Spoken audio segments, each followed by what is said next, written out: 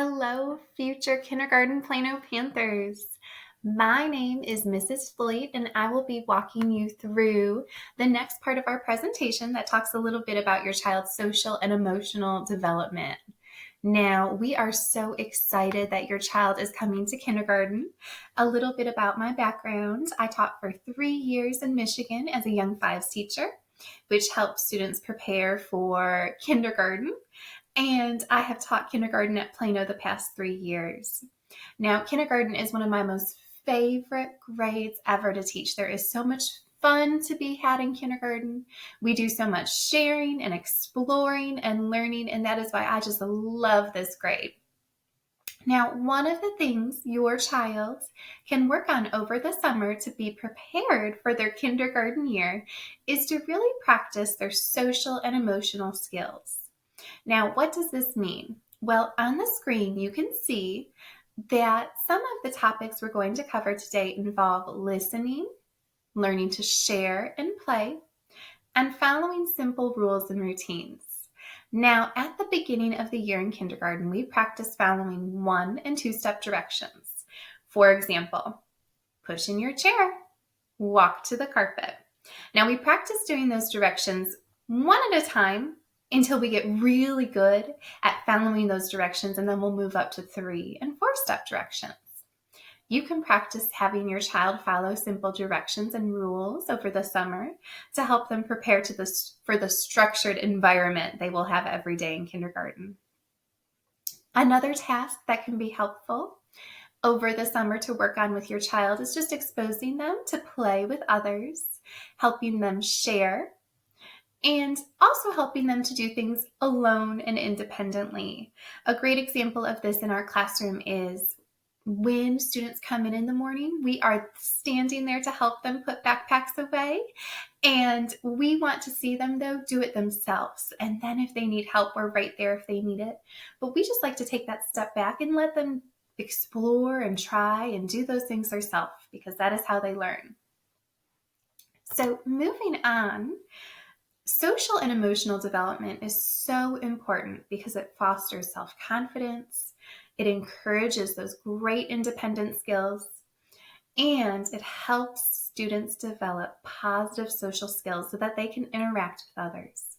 Now, a key point of this is that your child should be able to describe how they're feeling and be able to tell an adult how they're feeling. If they're upset, say, I am upset because. That is something once we're in kindergarten, we practice a lot. We do a great curriculum called Second Steps, and we have really integrated this curriculum during our morning meeting time. And during our morning meeting time, it's just an opportunity for us to talk as a class and build up our classroom culture and talk about different feelings we have and emotions. And these different feelings are really important to help your child learn and grow. Because if they're able to say, well, I'm upset because so-and-so didn't play with me, then they can start to develop problem-solving skills and work on those independent skills. Once they can do that, they're fostering self-confidence and they're really learning to grow and develop. So those are some things we work on in the classroom, and you can start that over the summer as well. Now, a big part of being able to describe feelings and talk about their feelings comes from language and communication development.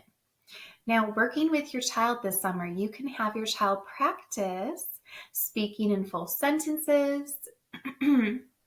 Something I commonly do in the classroom is have students repeat the question. So we practice, if Mrs. Floyd asks a question, I'll say, what did you have for lunch today? We practice students saying it back, I had for lunch, or for lunch I had, and they repeat the question as a full sentence. Those are great ways to help them build those communication skills and just practice engaging in conversation. In the kindergarten classroom, we will be practicing learning home address and telephone number and learning how to write our name. Now, I always get the question each year, does my child need to be able to write their own name before they start kindergarten? Now, the answer is no. If your child does not know how to write their name in kindergarten, that is okay. They do not need to write their name on day 1. We will help them get there. But a great thing to practice at home, if your child is struggling with writing their name, try having your child write it in capital letters. And that could be a great way for them to develop that skill. If your child can write their name, that's a great help the first day of school. And in addition, knowing their own name. For example, if your student is going to be a car rider in kindergarten, the car riders are lined up and they will be called by first and last name. So talk to your child about this and practice with them. What is your last name? Do you know your last name? Now, of course, the teachers are always there to help, but those little things go a long way if your child knows those before coming in the door. Now, another great thing that can really help develop language and communication development is just to tell stories using pictures or drawings, and just really practice your child speaking in 5 or 6 word sentences. Develop that communication and that two-way communication between you two, and just practice having conversations daily. Now, the reason language and communication development is so important is because that communication development will just foster your child's learning throughout the year in kindergarten. Now, when we are in the classroom, we really work hard to encourage polite forms of speech. What this means when we are talking to teachers and other adults in the building, students will be practicing saying yes, ma'am, yes, sir, no, ma'am, no, sir. We are going to promote good listening skills in kindergarten.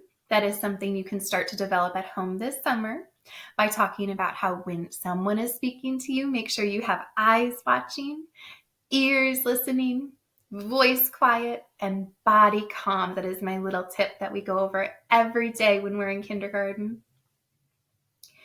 Now, something else that can really help with language and development, you can make sure your child can be understood by strangers. So if you have a friend that comes over to your house and they're speaking with your child and they're conversing and you notice maybe they have a little bit of difficulty understanding your child, then you can always talk to your child's teacher about that and to see if they might need some speech services. Frequent conversations can really help with your child's language development, just having that conversation and being able to expand and revise language when appropriate. So what that means is if your child is speaking and someone asks them, what does that mean? Or what do you mean by that? They can verbalize what they need or what they're talking about to be able to tell you how they're feeling or what they want. These are great things you can practice over the summer to help your child develop language and communication skills and some social emotional skills. Thank you so much for joining me for this part of our PowerPoint. I'm looking so forward to seeing your child in kindergarten next year. Have a wonderful summer.